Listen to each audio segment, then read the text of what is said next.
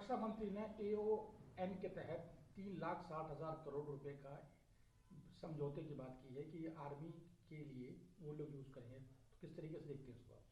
देखिए, आज माननीय राजनाथ सिंह जी ने जो acceptance of necessity army, navy, air force और कोस्ट गार्ड के लिए दी है, वो यकीनन मिलिट्री के लिए एक गेम चेंजर साबित होगी। सबसे पहले मैं एयरफोर्स की बात करता हूं, तो एयरफोर्स में उन्होंने 114 राफेल और लॉन्ग रेंज कॉम्बैट मिसाइल और हाई एल्टीट्यूड सैटेलाइट की बात की है। अब इसमें 114 राफेल सबसे बड़ी डील है। ये जो राफेल है, इन राफेल के अंदर खासियत ये है, पहली बात तो ये कि उनके अंदर एडवांस सैटेलाइट कम्युनिकेशन और सारे वेपन्स, ट्रेनिंग, मेंटेनेंस, स्पेयर्स, सारी चीज़ें शामिल हैं।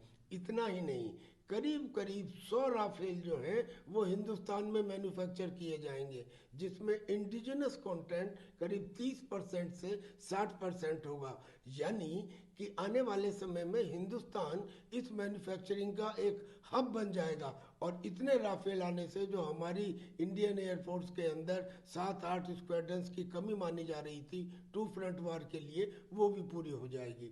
दूसरा, जो कॉम्बैट मिसाइल इसके साथ आ रही है, उसकी खासियत ये है कि उसमें स्टैंड ऑफ कैपेबिलिटी है, यानी कि अपनी सीमा में रह के ही वो दुश्मन के डीप टारगेट्स के ऊपर स्ट्राइक कर सकती है। अब दूसरा, अगर आर्मी के ऊपर आए, तो आर्मी में उन्होंने थोड़ी सी एंटी टैंक माइंस के लिए एक्सेप्टेंस ऑफ नेसेसिटी दी है।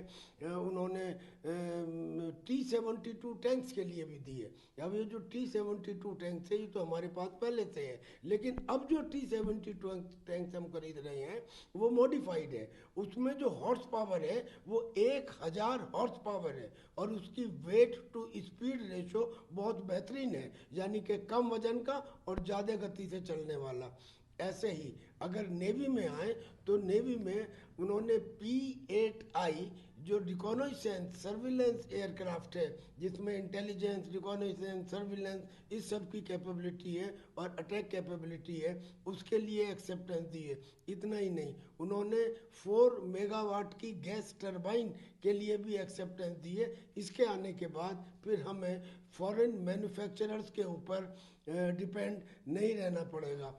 और ऐसे ही उन्होंने इंडियन कोस्ट गार्ड के लिए भी electronic system, optical system, infrared system, ऐसे सिस्टम खरीदने के लिए स्वीकृति दी है। इन सिस्टम्स के आने से हम कोस्टल सर्विलेंस बेहतरीन कर पाएंगे। अभी कुछ दिन पहले आपने देखा होगा कि एक वीडियो आया था जिसमें पाकिस्तान के जैश ए मोहम्मद और लश्कर ए तैयबा ये कहते हुए दिखाई दिए थे कि इंडिया पे 26/11 की तरह से, मुंबई की तरह से दोबारा पानी के द्वारा अटैक किया जाएगा। लेकिन कोस्ट गार्ड को अब सर्विलेंस के हिसाब से पूरी तरह सशक्त कर दिया गया है। मिलिट्री को दिए जाने वाले इन सामानों से मुझे यकीन है कि हिंदुस्तान की फौज की ताकत कई गुना बढ़ जाएगी।